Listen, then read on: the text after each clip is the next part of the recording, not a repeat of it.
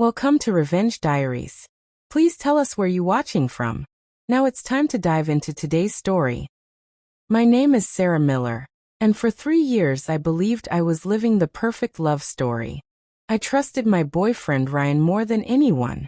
I defended him, supported him, and convinced myself that loyalty always pays off.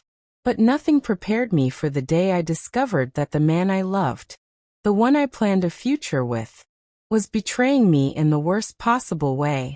This is the story of how I found out Ryan cheated on me, and the revenge I planned so perfectly. He still doesn't know it was me. It started with small things. Ryan suddenly became busy. Late nights at work. Phone always on silent. Taking calls outside. Turning his screen away from me. When I asked, he'd smile and say, "Babe, don't worry. Work is crazy right now." But his eyes, they told a different story. One night, I walked past the bathroom and heard him laughing softly. A soft, romantic laugh I hadn't heard in months. When I knocked, he panicked. Flushed. Ended the call instantly. That's when the doubt really began. I didn't check his phone. I tried to trust him. But fate had other plans. One morning, Ryan rushed out for a meeting and accidentally left his open laptop on the couch.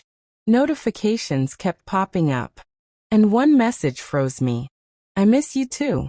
Last night was amazing." I opened the chat. It belonged to a girl named Emily. They weren't just flirting. They were dating. Secret hotel rooms, late night calls, pictures, everything. My chest tightened. My throat burned. But I didn't cry. Not yet. Because at that moment, a cold, steady voice in my head said, "Don't break. Don't scream. Plan." I screenshotted everything. Saved copies to an external drive. I didn't confront Ryan. I didn't give him the satisfaction of knowing he'd hurt me. I wanted more than answers. I wanted impact. Ryan loves 2 things more than anything. 1, his image. 2, his career. So I decided my revenge would take both. Slowly, quietly, perfectly. For the next 2 weeks, I acted like nothing happened. I cooked his favorite meals. I asked about his day. I laughed at his stupid jokes. He relaxed. He got comfortable. He became careless. Then I told him, "Let's host a little celebration dinner. Invite your friends, your coworkers, maybe even your boss." His eyes lit up. He loved attention too much to say no. He had no idea what was coming. Chapter 5, Setting the Trap. 3 minutes. On the night of the dinner party, everything looked perfect. Candles. Music. A sweet couple slideshow, ready to play on the projector. At least, that's what Ryan thought. Guests arrived. His best friend, his coworkers, his boss, a few neighbors. Everyone complimented us. Ryan held my waist proudly and said, "I'm lucky to have her." If only he knew. When dinner ended, I gently tapped a glass and said, "I made something special for Ryan. A slideshow of our memories." Everyone smiled, ready for a cute romantic moment. The room darkened. The projector lit up.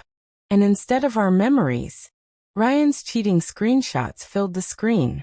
His messages with Emily. Their hotel confirmations. Their selfies. His "babe I love you" texts. Everything. The room went silent.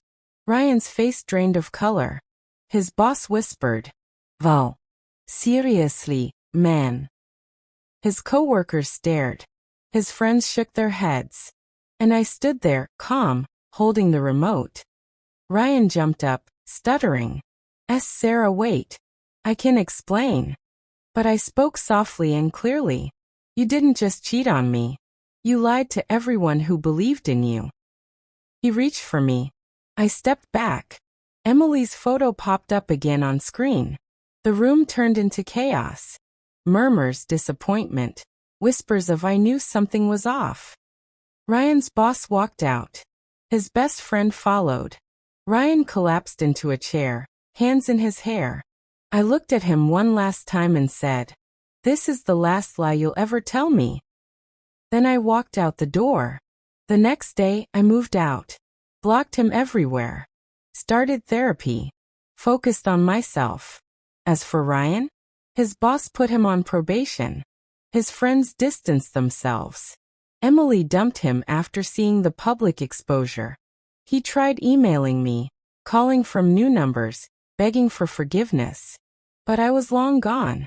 Some people say revenge isn't healthy, but exposing the truth? That's not revenge. That's justice. And for the first time in years, I chose myself. He cheated on me, so I planned the perfect revenge. And trust me, he'll never forget it.